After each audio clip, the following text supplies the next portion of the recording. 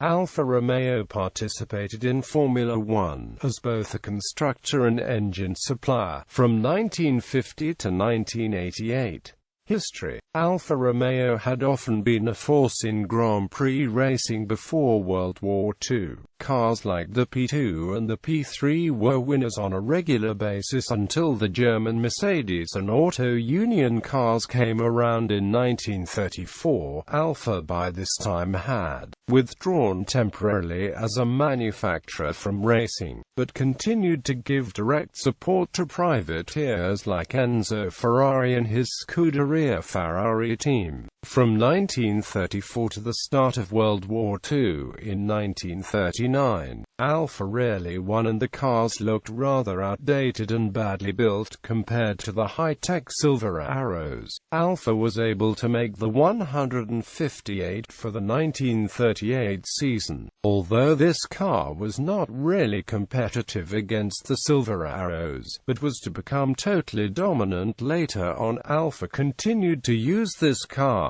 at Grand Prix in 1946-1949.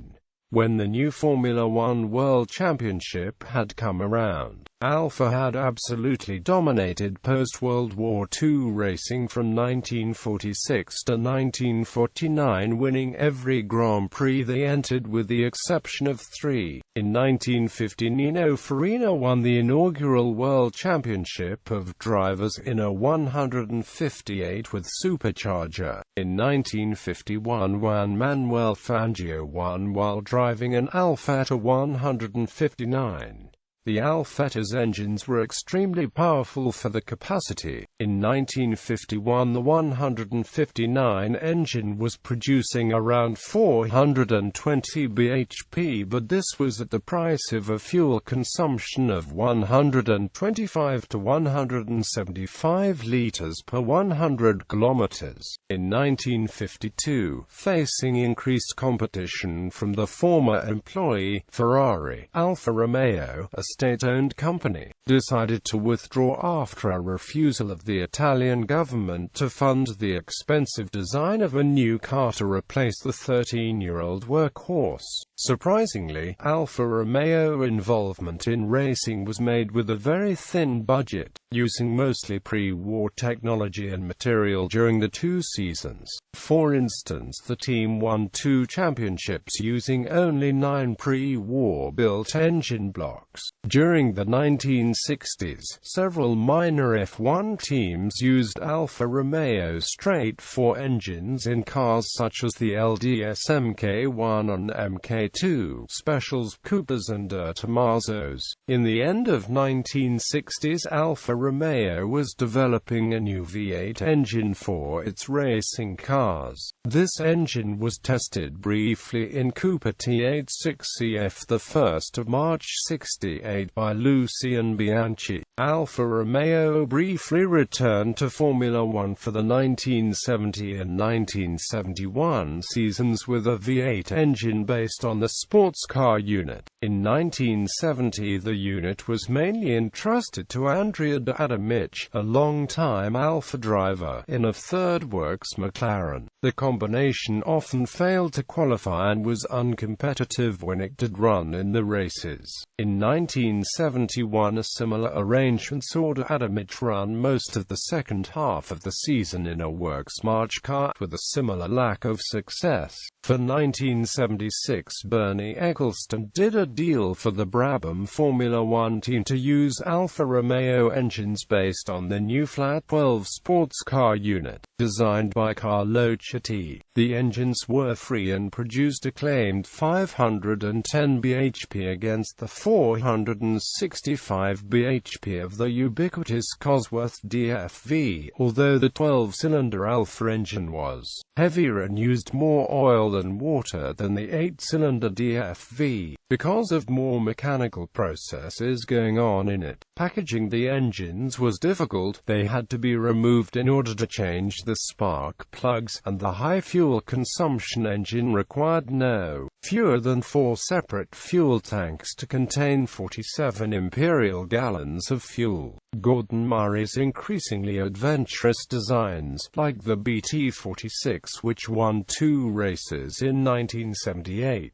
were partly a response to the challenge of producing a suitably light and aerodynamic chassis around the bulky unit. When aerodynamic ground effect became important in 1978, it was clear that the low, wide engines would interfere with the large Venturi tunnels under the car which were needed to create the ground effect. At Murray's instigation, Alfa produced a narrower V12 design in only 3 months for the 1979 season, but it continued to be unreliable and fuel inefficient. Return to Formula One, 1979 to 1985. During 1977, and after some persuasion by Chitti, Alfa Romeo gave Autodelta permission to start developing a Formula One car on the behalf, thus named the Alfa Romeo 177. The car made its debut at the 1979 Belgian Grand Prix. The partnership with Brabham had finished before the end of the season, with Bernie Ecclestone's outfit returning to Ford Cosworth DFV engines. This second Alfa Works Formula One project was never truly successful during its existence from the middle of 1979 until the end of 1985.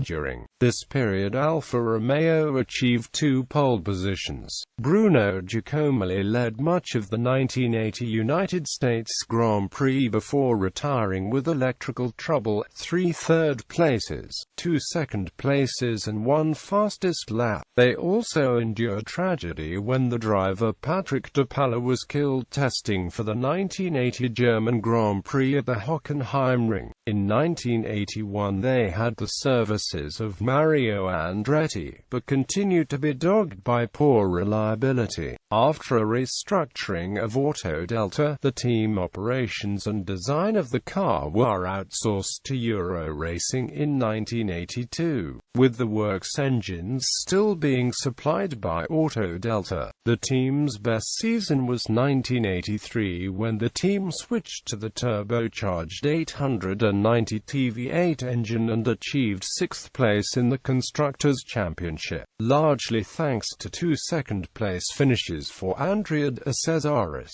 While the turbocharged 890T proved competitive in 1983, more powerful and fuel-efficient engines from BMW, Ferrari, Renault, TAG, Porsche and Honda, plus the FIA imposed 220-litre fuel limit with no refueling allowed during pit stops during 1984, saw the decline of the Euro Racing Alfa Romeo team as a competitive force in Grand Prix racing. The 890T was very thirsty and suffered badly at fast circuits, particularly both of Alfa's home circuits of Imola and Monza. In order to temporarily rectify this problem, the team had to run with less boost in order to save fuel, which made the engine underpowered, and this proved to be a severe hindrance at fast circuits, the kind of circuits where they almost always had to do that. The engine was developed, but the fuel consumption problems were never really rectified. Riccardo Patrese' third-place finish at the 1984 Italian Grand Prix being the last podium finish for the team, with both Patrese and Eddie Cheever often failing to finish races throughout 1984 and 1985 due to running out of fuel. Cheever ran out of fuel 5 laps before the end at Alfa's home Grand Prix at Monza, close to Alfa's headquarters in Milan. The team's 1985 car, the Alfa Romeo 185T, proved to be so uncompetitive that the 1984 car, the 184T, was recalled into service mid-season. After being updated to 1985 specifications, the car, now dubbed the 184 terabytes, was actually an improvement over the 1985 car, but results were still not forthcoming.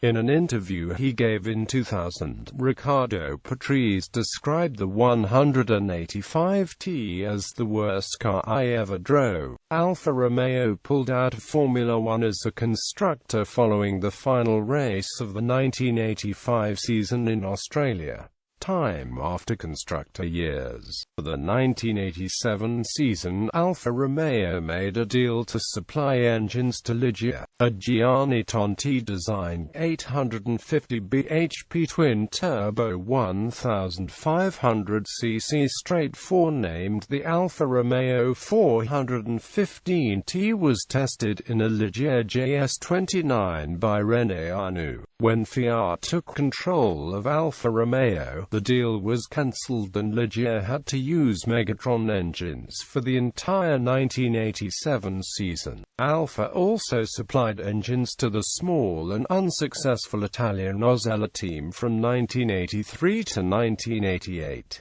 Normally aspirated and turbo engines were used. In the beginning, Alfa also offered some technical input to the small Turin team. The 1984 Osella was based on the 1983 works Alfa Romeo 183T. Indeed, the first chassis was a lightly reworked 183T.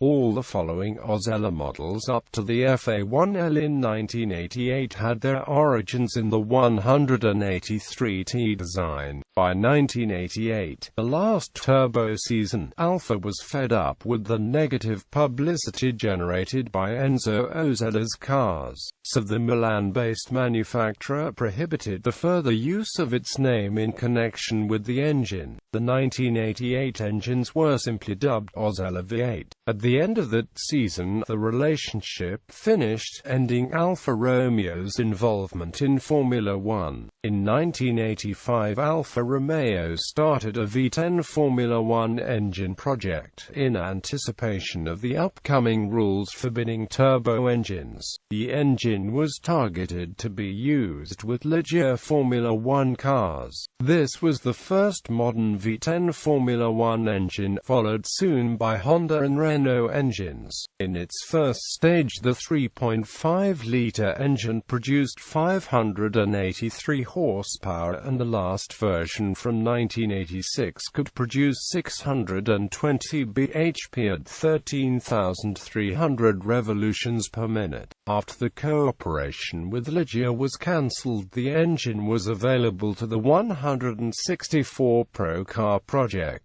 In 1988, Alfa Romeo bought Motor Racing Developments Limited to build a chassis for a new Pro Car series. The car developed was V10-powered Alfa Romeo 164 Pro Car and was planned to race in a special racing series. Complete Formula One results. Alfa Romeo Grand Prix results.